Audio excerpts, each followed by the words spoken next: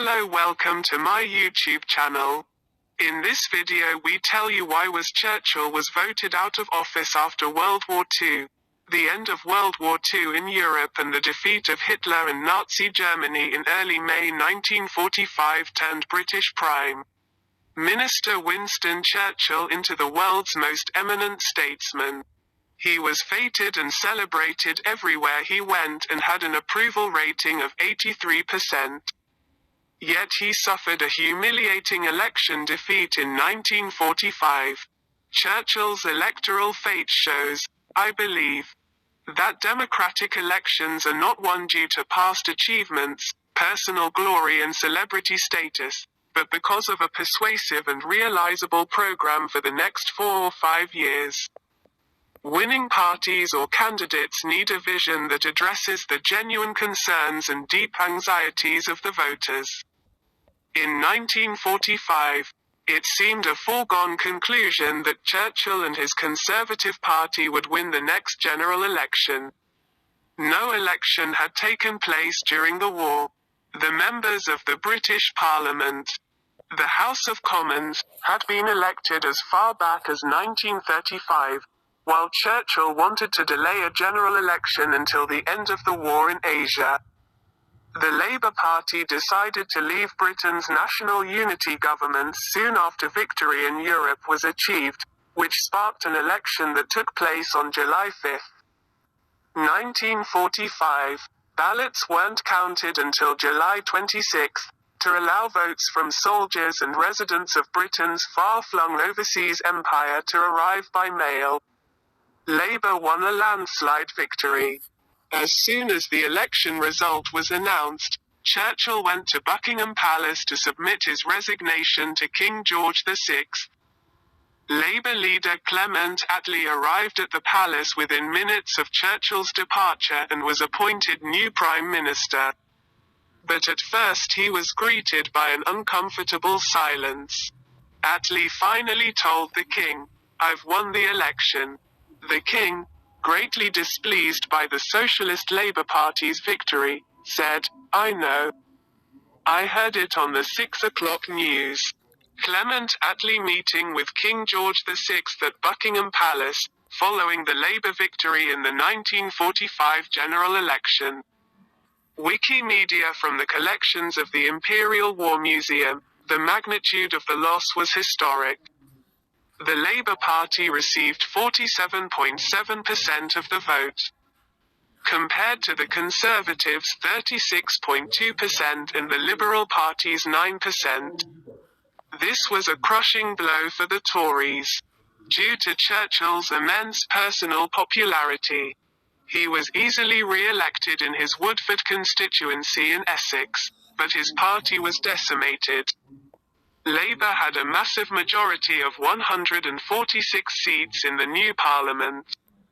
The Labour government of 1945 would radically change British society by embarking on decolonisation, which quickly led to the dissolution of the British Empire, and the creation of a new, progressive social and economic consensus that would last until Margaret Thatcher's election victory in 1979. Churchill took the defeat very badly. He was just short of his 71st birthday, exhausted, in ill health and demoralized. He fell into a deep depression, his black dog, as he called it, and spent much time in the south of France to pursue his hobbies of painting and bricklaying.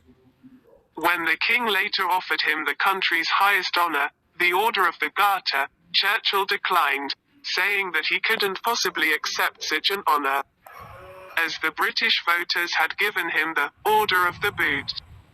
Churchill now was the official leader of the opposition, but it took him more than a year to overcome his apathy and re-engage with politics.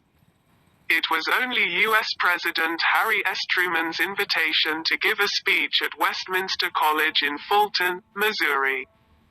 In March 1946, this was the Iron Curtain speech that revived his political instincts and made him become politically active again.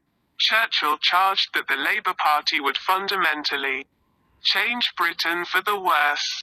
Spartacus Educational, until the last few days before the vote was held.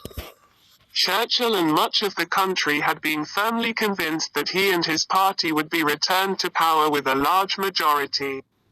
On occasion, however, Churchill realized that he had little to contribute to the raging debate about the future of British society. "I have no message for them," he said. As a scholar who has written a book on Churchill's politics, Churchill's Cold War, the politics of personal diplomacy, I see several reasons for the loss he and his party experienced. The 6-week election campaign in June and July 1945 sought to sway voters exhausted by 6 devastating years of war. They wanted a view of a bright future. Soldiers in the field, too, were fed up with fighting and looked forward to a new age of prosperity and peace. Labour proposed a progressive social reform programme that would transform the future of British society. The Conservative programme was much more vague and focused on Churchill's leadership. Churchill and his party also conducted a poor election campaign. Symbolic of this was Churchill's first campaign broadcast on June 4, 1945, in which he accused Attlee of harboring socialist dictatorial ambitions, and even compared him to the Nazis.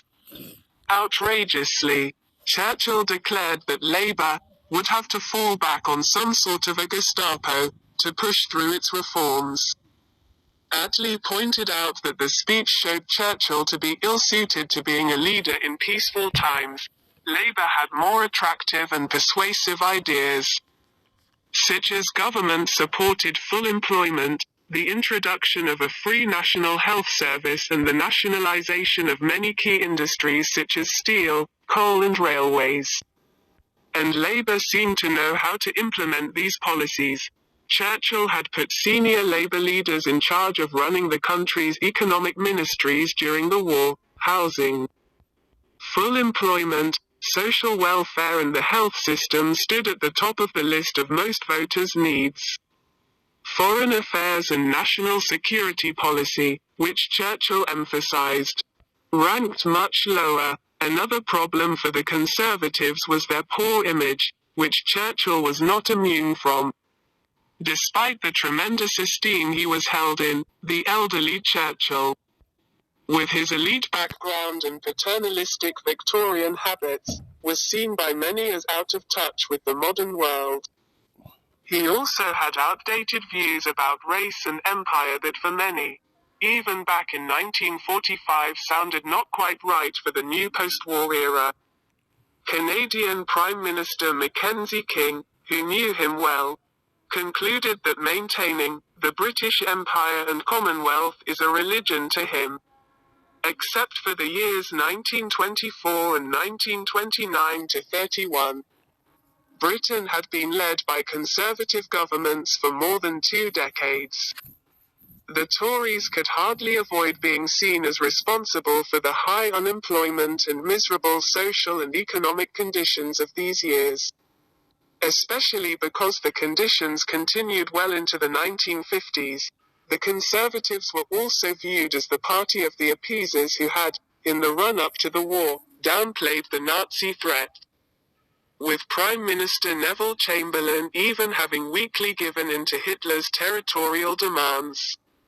Taking all these elements into account, it was little wonder that Churchill and the Tories lost the 1945 election. But Churchill did not give up. In 1950, Churchill also narrowly lost the next general election.